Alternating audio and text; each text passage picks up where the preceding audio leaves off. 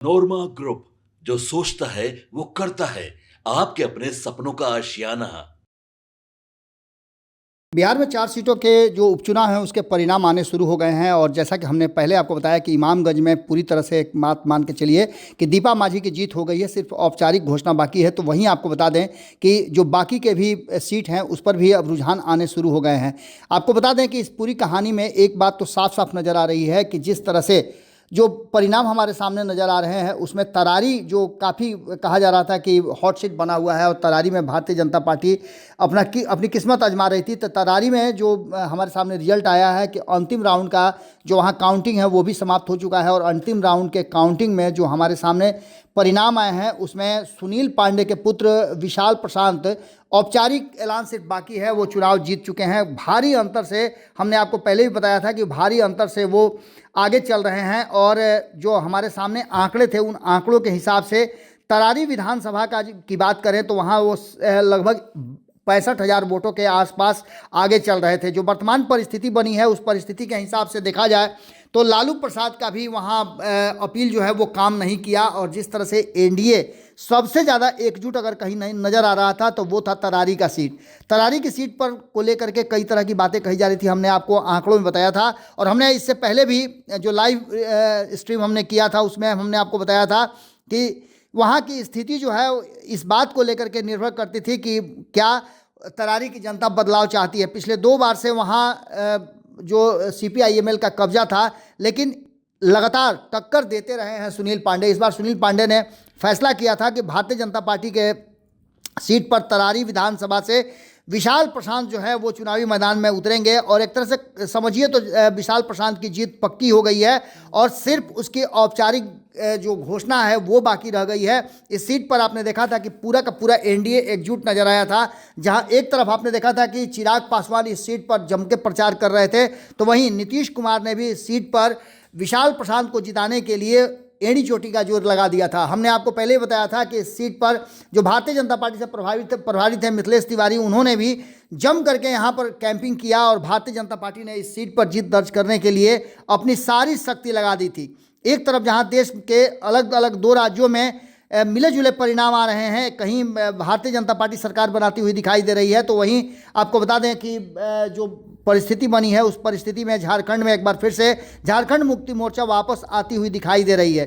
4 सीटों के उपचुनाव में इस बार भारतीय जनता पार्टी और कहा जाए तो नीतीश के अगुवाई वाली जो एनडीए गठबंधन है उसने क्लीन स्वीप कर दिया है।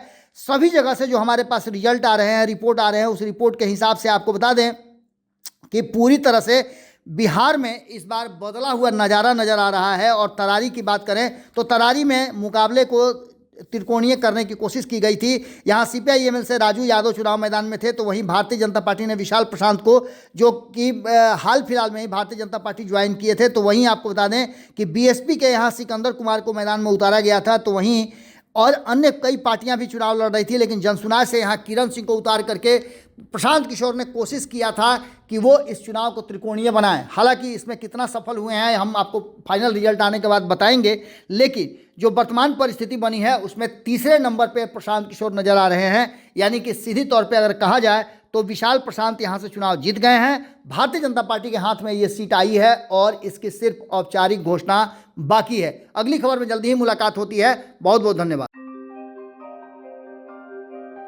आपके सपनों को हमने सजाया है, ई होम्स पैनोरामा को हमने बनाया है। ई होम्स मेरा एक सपना था जिस पे मैं पिछले 4 साल से काम कर रहा था। हमने जो बनाया है वो सबने है माना। ई होम्स पैनोरामा में हो आपका भी आशियाना। और फाइनली हमने 2021 में इस प्रोजेक्ट को लॉन्च किया। बहुत लोग अप्रिशिएट कर रहे हैं कि पूर्णिया जैसे शहर में, बिहार के, एक तो बिहार की बात करें उसमें भी पूर्णिया जैसे छोटे जगह में इस तरह का लाइफस्टाइल देना, ये सुन के हम लोगों को बहुत अच्छा लगता है। ई होम्स में हमने कुछ और भी किया है, जैसे हम जिस जगह में रह रहे हैं हमारे फैमिली सिक्योर हो, उनको सिक्योरिटी का ध्यान में रखा है।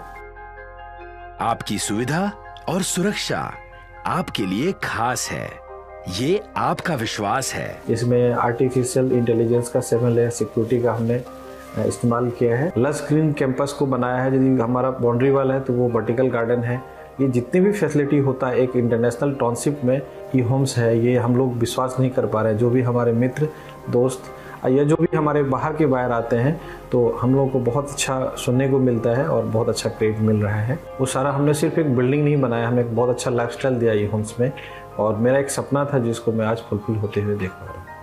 ये आपका आवास है। ई होम्स पैनोरमा में अब आपका निवास है। E homes panorama, luxurious lifestyle redefined.